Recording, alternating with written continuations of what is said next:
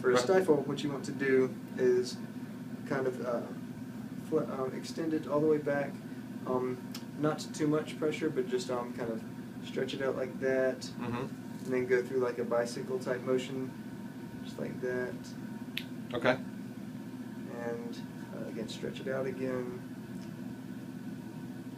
Then a couple bicycle motions. Stretch it out again, and just like that for about 10 minutes or so. Okay. And so for his hip, what you want to do, How are you? just also not as exaggerated bicycle exercises. You can put them on the table for this. Yeah. Put the towel down. Which one are you doing? The left leg? Left.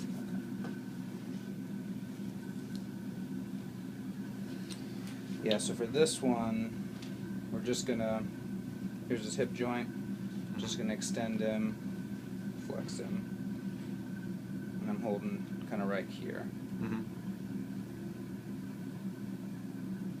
And right about here, you can start to feel him tense up a little bit. Yeah, is that why he's shaking?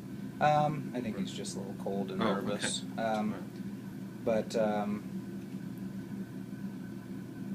you know, we want to go right till we get resistance. We don't want to stretch him really. It's more just we want to maintain this range of motion. Okay. And I'm hoping that, you know, over time, this point of resistance actually is more like over here eventually. Okay. So, and then one thing we can do is just with him a little bit extended like that, just kind of massage these muscles gently. Okay. That's his quadriceps there. And then it'll be important to make sure that his knee and his ankle and everything kind of get some work as well. Okay. And then because he's knuckling on this one right here, we want to just kind of stretch his toes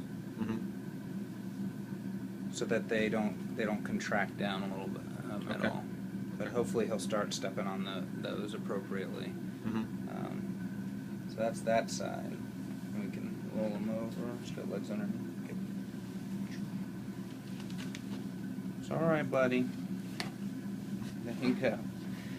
So for this one, he's got pretty good range of motion here, so it's not that's not too worrisome. But what's going to be a little bit sore are his quadricep muscles right here. Okay. So what we can do is just take his leg, extend him back like we did the other side, but you can see this side he can go a little further. Yeah. Oh yeah.